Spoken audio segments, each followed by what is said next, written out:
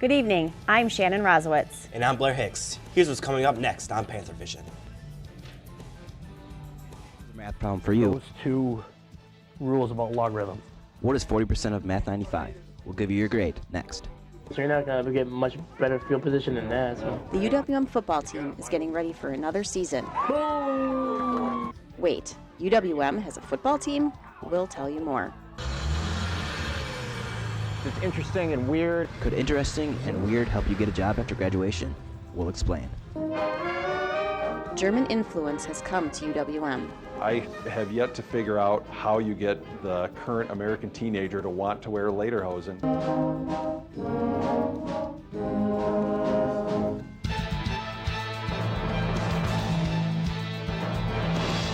From the University of Wisconsin-Milwaukee, this is UWM Panthervision. A weekly newscast reported, written, and produced by students in the Department of Journalism and Mass Communication.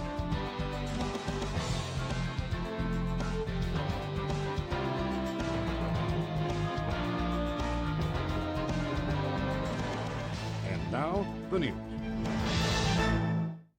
Good evening. The report is in.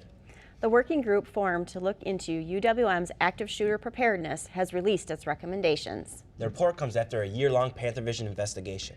Jenna McGlynn has details. Students, one simple question. Anyone in this room seen the active training video? If you have, keep your hand in the air. And that wasn't the only safety issue that we found. It locks from the inside.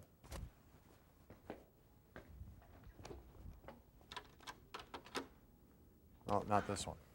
With a vibrant 20,000 plus student population, UWM wasn't fully preparing their students for active shooter situations. Okay, that scares me. Earlier in our investigation, we introduced you to John Monroe. The UWM alum was in his office during the Navy Yard shooting in Washington, D.C.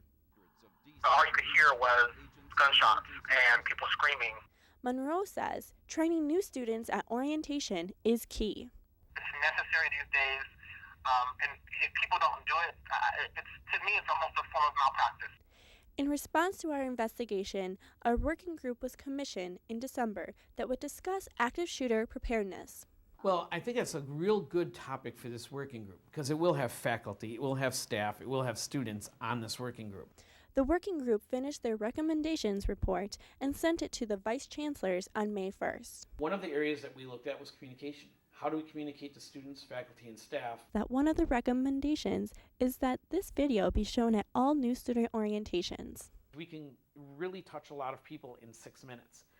Faculty and staff will also be trained, including custodial staff and floor captains in every building. Another recommendation that the working group found to be important was changing the locks on the doors. We have over 1,000 classrooms on this university, and our ability to lock people out of a classroom, if people are in a classroom, is very, very limited, almost non-existent.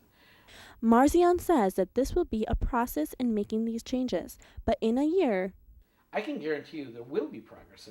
In Milwaukee, I'm Jenna McGlynn for Panthervision. The group's report is being issued to the provost and several vice chancellors. Submission of the report is the first of a 3-phase process. The next step will be determining which recommendations the university chooses to implement. After that, there will be discussion about who's responsible for implementing the changes. UWM Panthervision is receiving one of broadcast journalism's highest honors for our investigation into active shooter preparedness on campus. The Radio Television Digital News Association has chosen Panthervision as a recipient of the prestigious Edward R. Murrow Award. Our continuing coverage entry was judged to be the best in Region 4, which includes the Milwaukee and Minneapolis stations. A student newscast winning a Murrow Award is so unusual that the executive director of the RTDNA wrote Panthervision a letter. In it, he says, quote, "For a student television station to win an award of this caliber against formidable competition from large professional television newsrooms in Milwaukee and Minneapolis is exceedingly rare. It is a tremendous credit to the students and the entire journalism program at UWM." UWM has a new interim chancellor.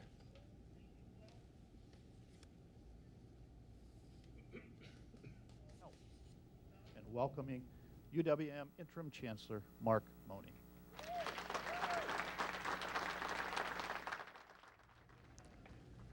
Moni will take on the Chancellor role until the Board of Regents approves a permanent successor to Michael Lovell. Moni has already come up with his own slogan. Looking to our future, I'd like to address and present to you a brief outline of a platform that I'd like to call Moving Forward Together. 3 simple words that, to me, will have, I hope, a lot of impact over the next 6, 7, or 8 months. Moni says his plan is dependent upon stabilizing enrollment and engaging the research in Milwaukee communities. The search for a new permanent UWM Chancellor is about to get underway. We have just been in touch with System President Ray Cross. He tells us that he is just about ready to announce the membership of the Search and Screen Committee in the next couple days. The committee will officially be charged with their task on Thursday morning. He says he'd like to announce a replacement by the end of the year. The search for a new chancellor at UW Stout is down to 5 finalists. They are Brian Albrecht of Gateway Technical College in Kenosha, D.C. Costin from Dickinson State University in North Dakota, Richard Lapidus from California State Polytechnic, Margaret Madden from State University in New York, and Robert Meyer from Wisconsin Indian Head Technical College. Stout's current chancellor is retiring after serving 26 years. UW Oshkosh has a new interim chancellor. She is Vice Chancellor of Student Affairs, Petra Rotter. Rotter will take charge until the new chancellor is chosen. She does not intend to apply for the permanent job. The new chancellor will replace Richard Wells, who is retiring. And there now is a search committee in place to identify the next chancellor for UW colleges and UW Extension. That's the position that new system president Ray Cross held. The 23-person committee consists of faculty, staff, and students. The committee will recommend a list of finalists to Cross and the Board of Regents. With 5 chancellor replacements and finding a successor for himself, Ray Cross has his work cut out for him. In an extended interview with Panthervision's LaCount, Cross talked about the challenges he faces as new system president.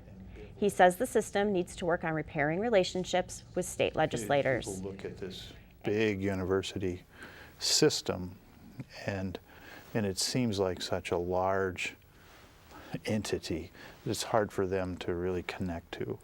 And legislators are the same way. They're just like everybody else. What's going on here? How do we connect to this? And when we aren't as open and transparent or as readily accessible as we should be, we're perceived as aloof, elite, and arrogant, and we're really not. And Cross says while the proposed 2-year tuition freeze might be good news for students, it will make budgets even tighter at every university. Cross says UWM will need to continue to raise funds from private donors, and a fundraising campaign is already underway. The campaign is being led by some of the biggest names in Milwaukee business, including Sheldon Lubar.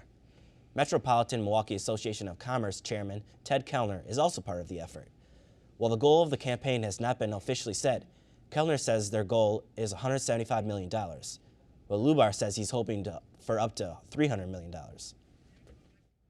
Some might find it ironic that Marquette's first layperson president is spending so much time behind a pulpit. Lovell found himself in front of another crowd this past month, this time to give an acceptance speech. The Niagara Foundation of Wisconsin honored Lovell for his work in education. The soon-to-be former chancellor emphasized how grateful he was to be in such esteemed company that night. The Journal-Sentinel's Martin Kaiser won for his work in media, and Mary Lou Young of the United Way won for community service. Lovell's not done making speeches. He will give his final commencement address at UWM's spring graduation.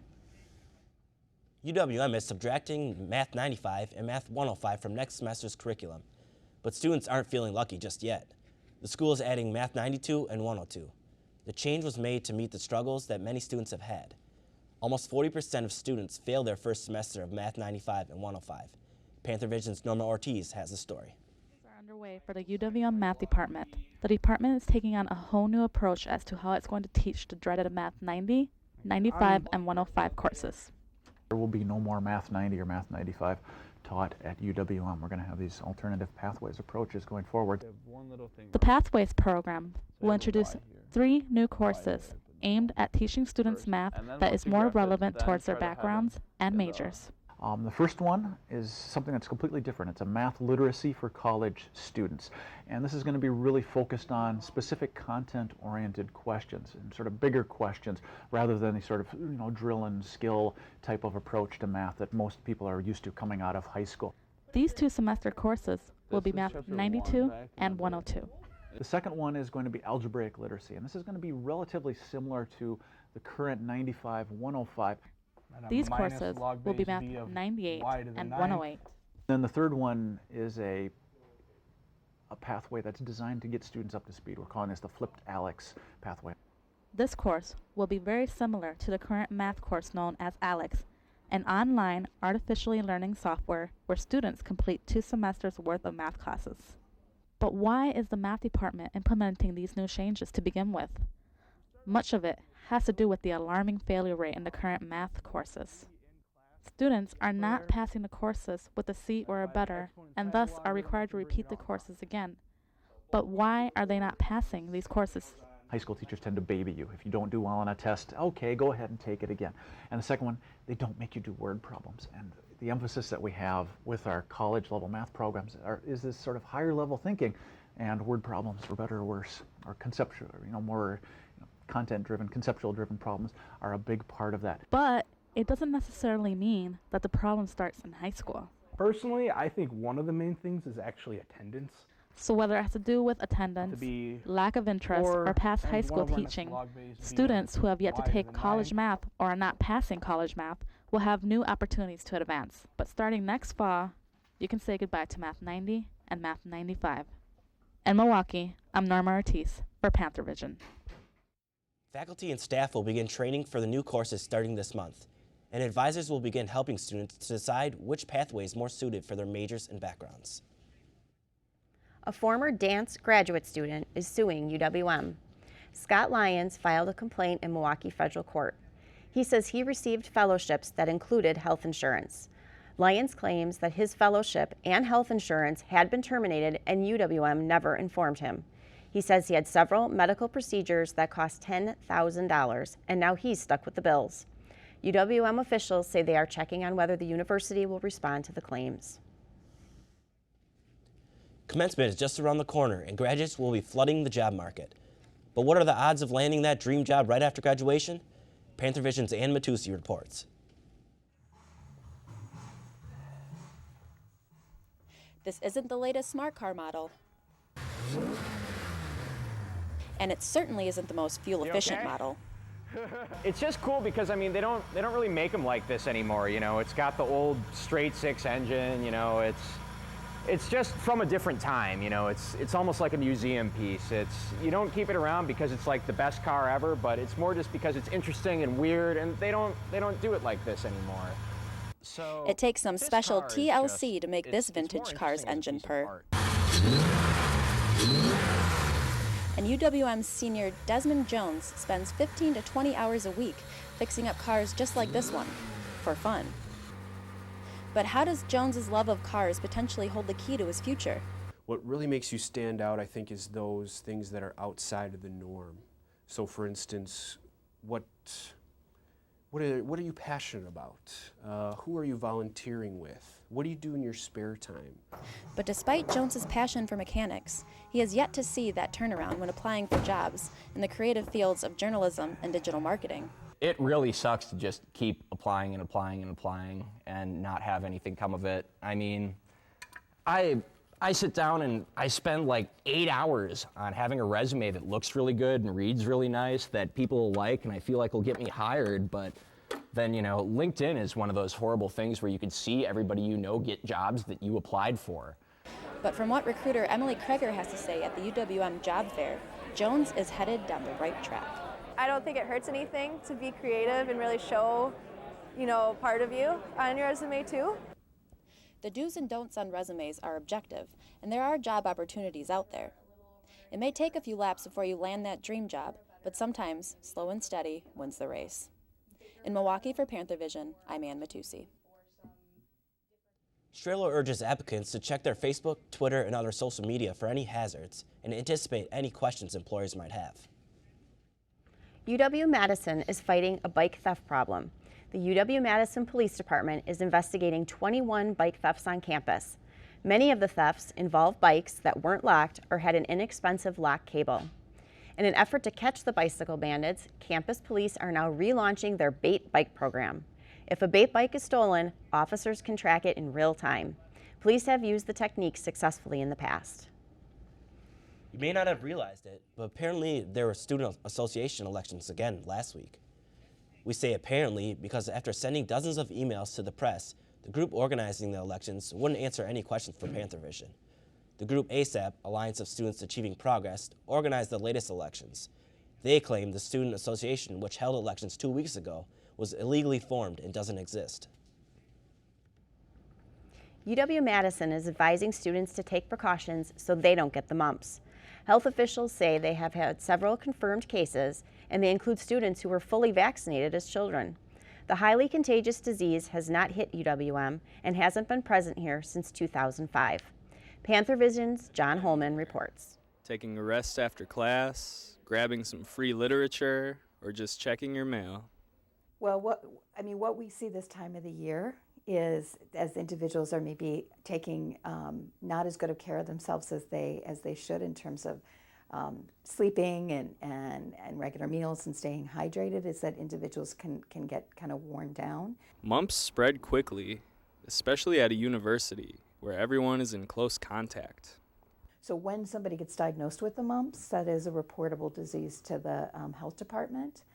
And if that's the case, then usually there is notification of the closest contacts of the individuals, which would include individuals within the suite. The Norris staff immediately passes reports to the people at Sandberg.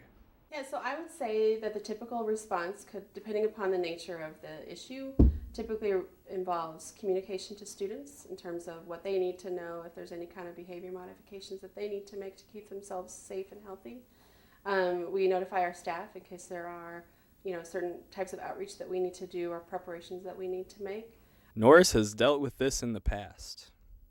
What we've done before, because again we were dealing with multiple cases in 2005, is that we do help the health department notify individuals, and then if we were to have cases in housing, we may also communicate to the broader community. The message to campus is simple. In Milwaukee, I'm John Holman for Panthervision. Symptoms include coughing, high fever, and about half of cases, jaw swelling. If you think you have the mumps, call the doctor before going in so they may prepare an isolated room. They also recommend staying home for at least 5 days to avoid spreading the disease. Coming up, he's been a part of more sports teams than most. We'll introduce you to the heart of UWM athletics. And it's that time again. We're talking about everything graduation. All that and more when we return. Achieve anything. We make sure they get to college.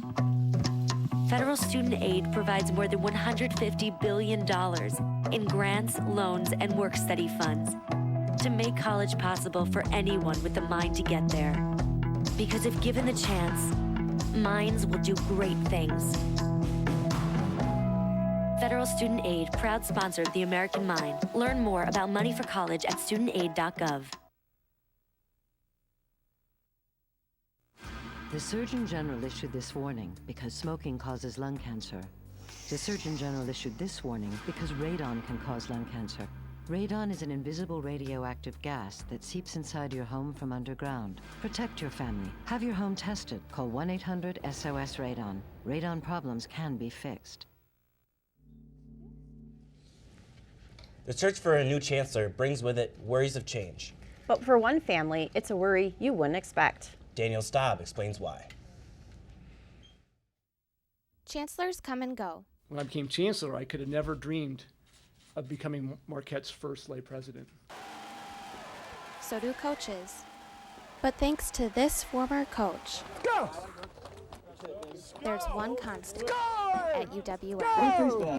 His name is Michael Paul. If you want to know the true story, But few UWM sports fans need an introduction. Call him a super fan. Go Buckeyes! Let's cheer! Let's go! Slide! Yeah! Call him supportive. But don't call him antisocial. See, I told you.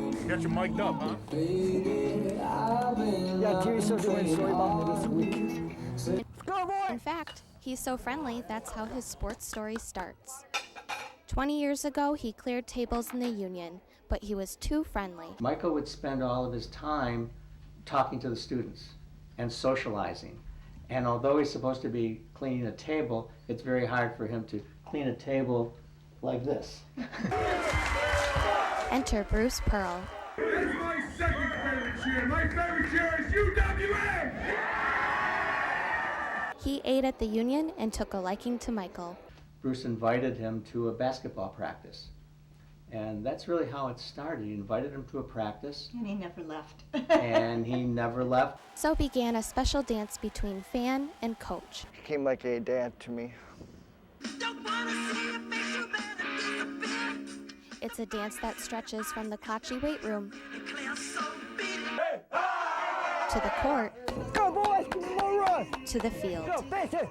Pick a sport, Go. and Michael's manager. How many? I'm full, bud. Okay. He's so loved that when the Panthers won their first basketball title, it wasn't the coach, it wasn't the players, it was Michael that got the first snip of the net. Way to go, Michael. Way to go, bud. Then, a thunderbolt. While we will miss Bruce, we understand his desire to take on new challenges, and we wish him continued success, both him and his family, as he begins this new chapter in his life. My God, I feel horrible. Me and my parents, then I sleep. Can't believe you left me. Change is what Michael's parents fear most. Every time there's a change in the chancellor, in the athletic director, in a different coach, for a while we get nervous. Will this coach accept Michael the same as the previous? Mike is just a ball of energy. He's wonderful to have around. He's a great ambassador for Special Olympics. But Special Olympics coaches will always accept Michael. And why not? He's a good shot, on the court or on the bench. Michael supports his team, and it doesn't stop there. I was one of the first buyers of it back last fall, and it's a nice addition to my work desk. You do this a lot, huh? Yes. Who wouldn't want a Michael Paul bobblehead on their desk, especially if it's signed? You can guess where proceeds go. Special Olympics. A smiling replica of UWM's favorite Panther fan. In Milwaukee, I'm Danielle Staub for Panthervision. Michael has been managing Panther athletics for more than 15 years. There's nothing students love more than tables of free stuff in the union. Last week, the American Marketing Association and the School of Information Studies put on a display to give away some free stuff from Google, including an opportunity to test out the latest hot technology through Google Glass. So Google Glass is basically what they're trying to do is get technology out of your hand. So instead they're going to put it on your face, and it's like a whole computer, your whole phone right above your eyes. So you get to ask like, okay Glass, where's the nearest Starbucks? Or how do you calculate 102 times by 5? Or how big is the moon? Just, it's your whole internet right there. Students were encouraged to take pictures at the event and post them to social media with the hashtag Project G. Participants will then be entered into winning a bag of free products from Google. U.S. Senator Herb Kohl will be receiving an honorary degree at UWM's May commencement ceremony. Kohl will be awarded an honorary doctorate in public service and education. Kohl is one of 4 receiving honorary degrees. He is joined by Milwaukee attorney John Daniels, Jr., University of Maryland Distinguished Professor Ashwani Kumar Gupta, and Harvard author Evelyn Brooks Higginbotham. UWM's graduation is set for May 18th. There are actually 2 ceremonies, one at 9 o'clock and the other at 1:30. To find out which graduation ceremony you should attend, you can go to the UWM homepage and search Spring Commencement. Both ceremonies will be held at the U.S. Cellular Arena. Like UWM, MATC ends its spring semester in May. MATC reporter Ben Hanser spoke to some students about what they plan on doing after graduation. It's May at MATC, which means students are finishing up their studies and embarking on their next phase in life. There are several programs that students are taking. I'm going to MATC for liberal arts at the moment. I'm going to MATC for early childhood education. A lot of them have high aspirations. I want to be a film producer or anything to do with TV. The number of students graduating this year is somewhat similar to what it has been, but will be a little bit different. The number of graduates to be expected to graduate will be about 3,000. This will be an increase because in the last 5 years we have seen an increasing trend in terms of number of graduates. So I expect this year we will have an increasing number of graduates. One interesting note is that several students plan on moving on to a four-year university, such as UWM, to continue their education. So I would be looking at going to UWM as well so that I can specialize in special education. So I'm going to UWM or any other college that's better off with the profession as far as like media work. All in all, with the hard work that students put into getting their diploma, it'll definitely lead them on a road to a brighter future. For Panthervision's MATC report, I'm Ben Hanser. MATC's commencement is scheduled for May 21st at U.S. Cellular Arena.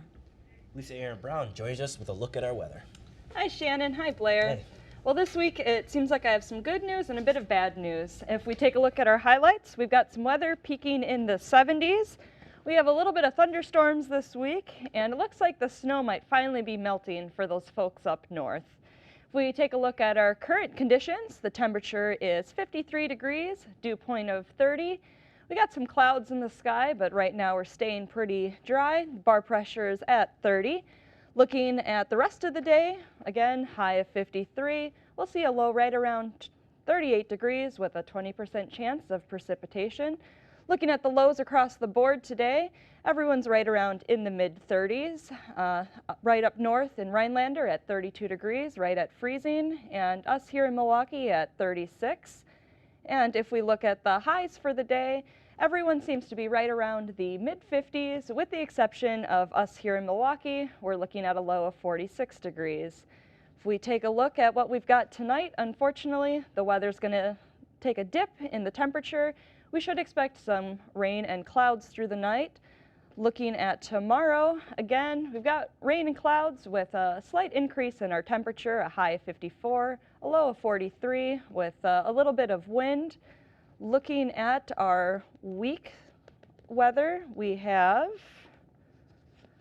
Thursday with our peak in temperature at 70 degrees. We do have some thunderstorms that day. Friday and Saturday, we've got some sunshine with some warmer temperatures, and Friday, a little bit warmer with a little bit of rain. So it looks like you can't hang up that coat just yet, but it might be right around the corner. I am looking forward to those temperatures on Hopefully. Thursday. Jerry Lewis hosted his first televised fundraiser in 1966. A locally inspired TV auction got its start only 3 years later. MATC's Abdallah El-Koud follows the money trail at this year's benefit. At the Great TV Auction, daily sponsors and donated products are brought to be auctioned off. It's definitely something you want to do to get a feel of what's going to be going on, especially in TV. It's actually a lot of fun. I was kind of dreading it going into it, but I realized that it's a great experience. I've learned a lot in my time here, and I'm just kind of glad I got to be a part of it. Students get a daily schedule for a specific task, from rolling tables to floor directing to camera operating. Auctioneers sign up for a specific task as well, but it's a task they would like to choose for that day. This is my first time doing this. I got here at like 12 o'clock today, and I like it. Everybody's been really nice. It's very, very interesting. I've been watching it for like years on TV, so I'm glad I came. I've actually got to interact with a lot of the volunteers, some students, some just regular civilians. Everyone seems very happy to be here to support public television. The auction is broadcasted on MPTV or can be streamed.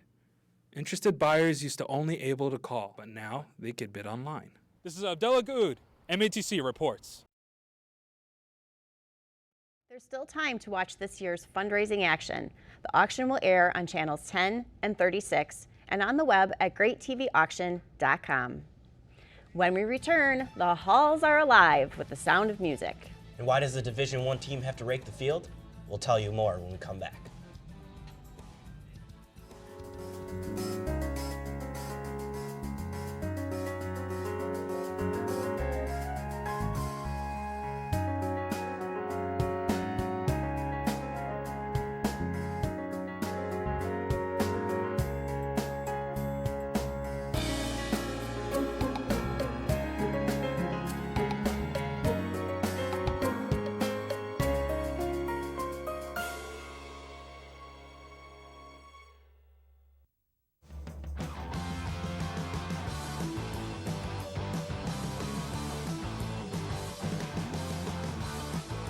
This is where powerful ideas lead to proven results.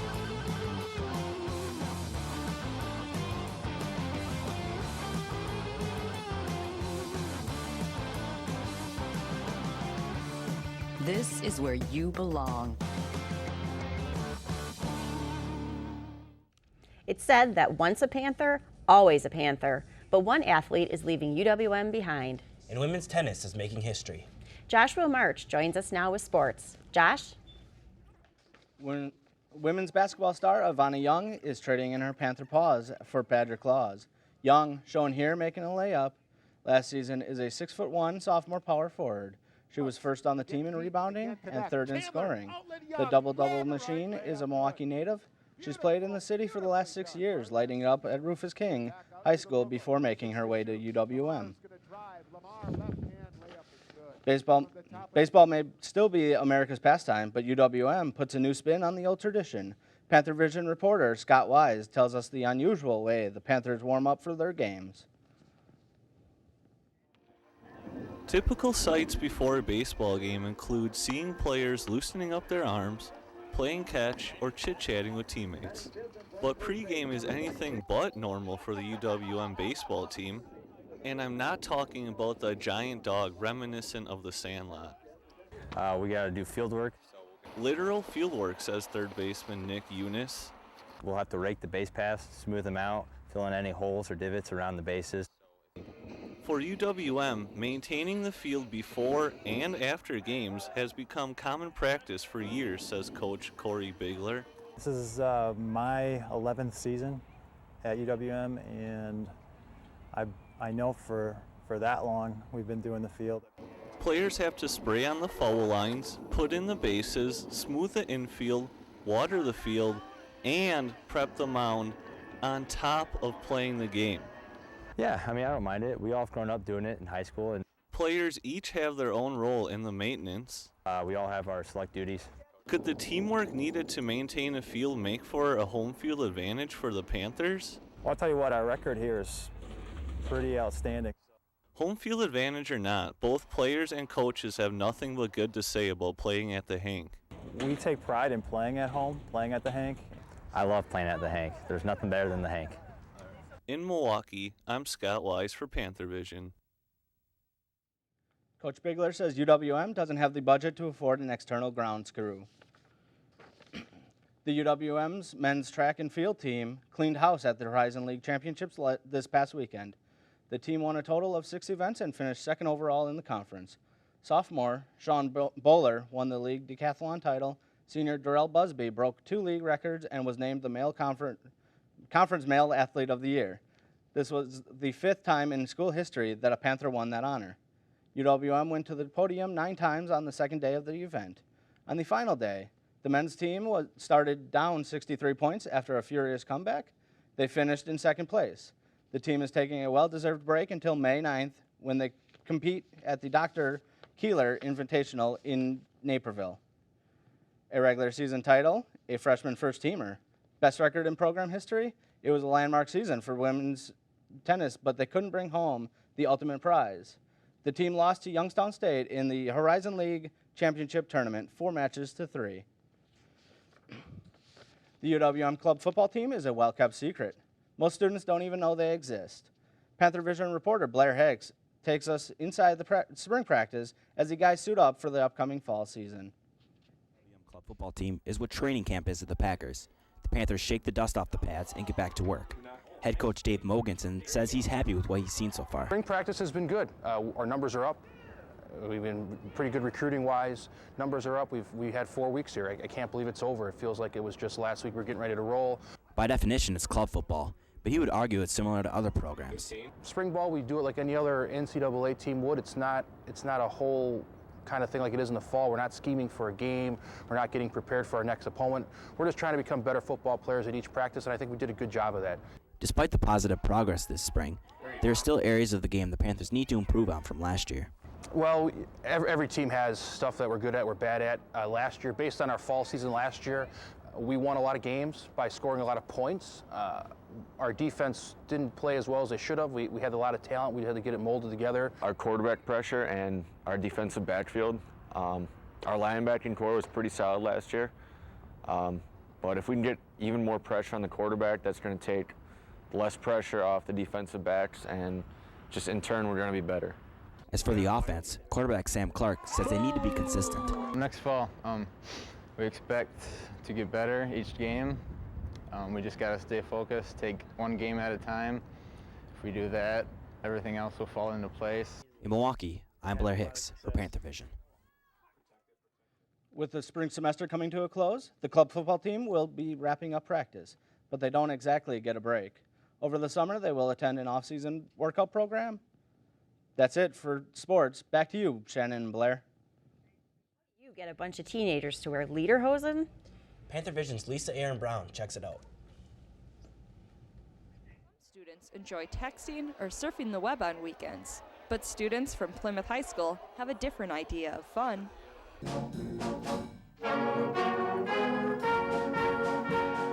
It's just a fun thing to do in their free time. Plymouth students had the opportunity to perform in the Wisconsin Schools Music Association's Music Festival at UWM. It's busy. We like to think of ourselves as the only authentic high school German band in the country, and there's some validity to that.